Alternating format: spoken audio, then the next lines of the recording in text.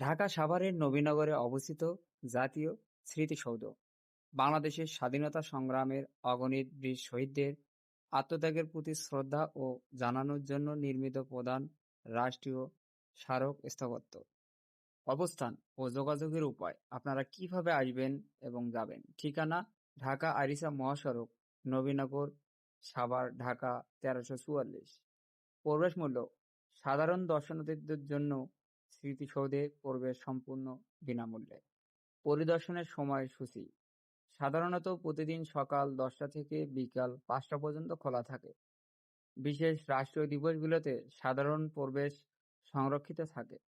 যেভাবে যাবেন: বাসে ঢাকা গাবতলী ফার্মগেট বা মতিঝিল থেকে সাভার নবীনগর যে কোনো বাসে, যেমন ইতিহাস, বৈশাখী, ঠিকানা বা ওয়েলকাম চেপে সরাসরি নবীনগর স্মৃতিসৌধের প্রধান ফটকের সামনে নামা যায়। ব্যক্তিগত গাড়িতে ঢাকা আরিচা হাইওয়ে ধরে আমিনবাজার, সাভার বাস স্ট্যান্ড হয়ে সরাসরি নবীনগরে পৌঁছা যায়। স্থাপত্য শৈলী ও প্রতীকী ব্যাখ্যা: জাতীয় স্মৃতিসৌধ মোট 109 একর সুবিশাল এলাকায় নিয়ে গড়ে উঠেছে। এর পুরো কাঠামো নকশা তৈরি করেছেন খ্যাতনামা স্থপতি মইনুল হোসেন। স্মৃতিসৌধের প্রধান আকর্ষণ হলো এর 7 জোড়া ত্রিভুজাকার দেওয়াল বা ফলক। দেওয়ালগুলোর সামনে থেকে ছোট এবং পেছনের দিক থেকে ক্রমান্বয়ে বড় হয়ে উঠে গেছে। এগুলো বাঙালির স্বাধীনতা অর্জনের 7টি ঐতিহাসিক ধাপকে প্রতিফলিত করে।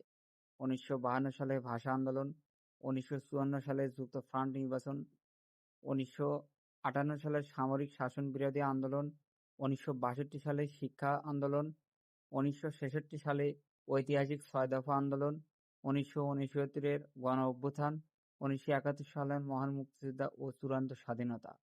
উচ্চতা ও দৃষ্টিকোণ: স্মৃতিসৌধের মূল চূড়াটি উচ্চতা 150 ফুট প্রায়, অর্থাৎ 46 মিটার। এটি ইট কনক্রিট সমন্বয়ে এমনভাবে নির্মিত হয় যেন বিভিন্ন কোণ থেকে দেখলে বিভিন্ন রূপ দৃশ্যমান হয়। সামনে থেকে দেখলে একটি একটি একক সুউচ্চ চূড়ার মতো দেখা যায়, যা আকাশ স্পর্শ করে দাঁড়িয়ে আছে।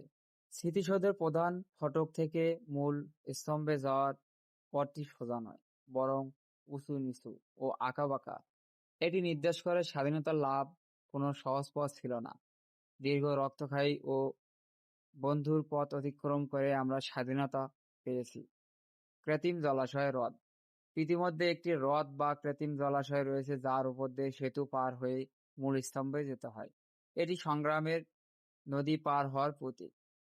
10টি কবর: স্মৃতিসৌধ চত্বরে 10টি সুবিন্যস্ত কবর রয়েছে, যা 1971 সালের অগণিত অজ্ঞাত বীর শহীদদের স্মরণে নির্মিত। বাংলাদেশের রাষ্ট্রীয় সফরে আসা বিদেশি রাষ্ট্রপ্রধান, প্রধানমন্ত্রী বা উচ্চ পর্যায়ের প্রতিনিধিরা শহীদদের প্রতি শ্রদ্ধা জানানোর পর স্মৃতিসৌধ প্রাঙ্গণে একটি করে স্মারক বৃক্ষরোপণ করেন।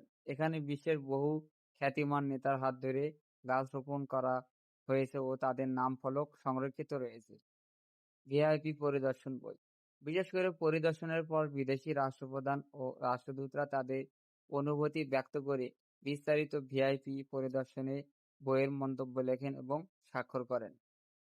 গার্ড অব অনার ও রাষ্ট্রীয় প্রোটোকল: কোনো দেশের রাষ্ট্রপতি বা প্রধানমন্ত্রী স্মৃতিসৌধে পৌঁছালে বাংলাদেশের সশস্ত্র বাহিনীর পক্ষ থেকে তাদের গার্ড অব অনার প্রদান করা হয় এবং বিউগলে করুণ সুর বাজিয়ে বীরদের প্রতি শহীদ ও শ্রদ্ধা জানানো হয়।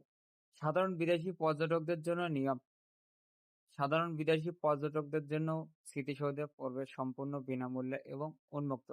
কোনো আলাদা প্রবেশ টিকিট লাগে না। সাধারণ পর্যটক ব্যতীত যদি কোনো বিদেশি প্রতিনিধি দল বিশেষ করে মিশন বা সংস্থা প্রতিষ্ঠানিক উদ্দেশ্যে স্মৃতিসৌধ ভ্রমণ করতে চায়, তবে নিরাপত্তার সাথে বাংলাদেশের পররাষ্ট্র মন্ত্রণালয় থেকে গণপূর্ত বিভাগের মাধ্যমে পূর্বানুমতি ও প্রোটোকল নিশ্চিত করতে হয়।